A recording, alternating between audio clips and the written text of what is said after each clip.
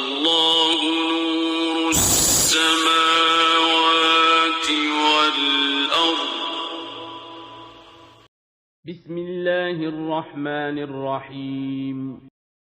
د قرآن کریم نومونه او صفتونه.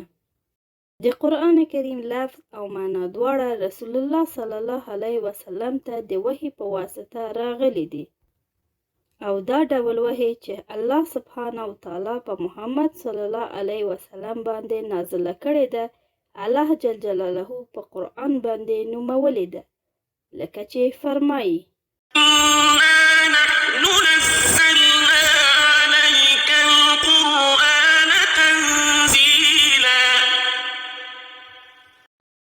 یعنی بېشکه مونږ په تا باندې ای محمده قرآن کریم لږ لږ او د ضرورت او حاجت په مناسبت را لېږلی دی، ځکه د قرآن کریم شان دا دی چې ولوستل شي، تلاوت یې وشي.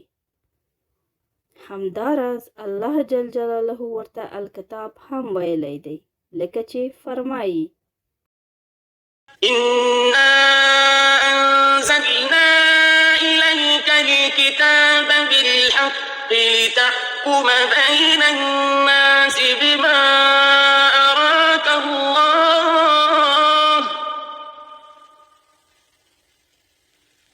ولا تكن للخائنين خصيما. یعنی الله جل جلاله فرمایي: بېشکه لېږلی مو دی تا ته ای محمده دا کتاب قرآن په حقه. نو کتاب ورته ځکه ویل شوی چې د قرآن کریم شان دا دی چې ولیکل شي.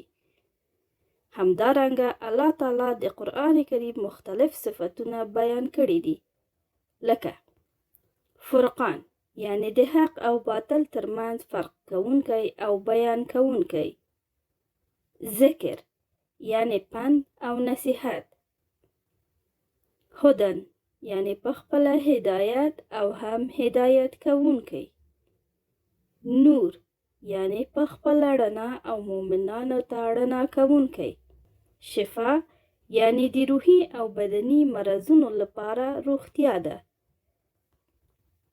حکیم یعنی د حکمتونو کتاب، موعظه یعنی د وعظ او نصیحت کتاب، او همداسې نور ډېر صفتونه چې د قرآن کریم په لوی شان او د هغه د رسالت په کمال باندې دلالت کوي.